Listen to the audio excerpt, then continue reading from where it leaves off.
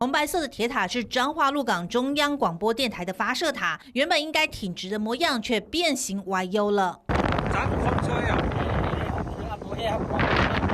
你这把你卡都连不卡袂掉哈。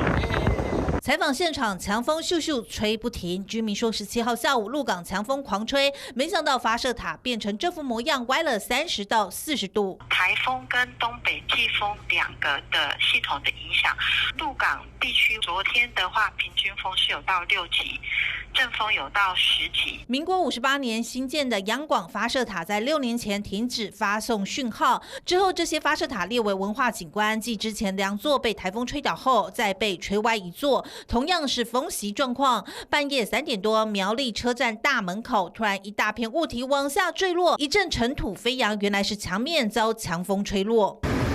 火车站外头拉起封锁线，民众纷纷走避。掉落的是原先在上方的墙面，属于石膏板、保丽龙甲板材质，一大片超过50平方公尺。半夜无预警掉落，所幸没有砸伤人。受到台风影响，前一天苗栗阵风约7到8级，火车站墙面因此砸落。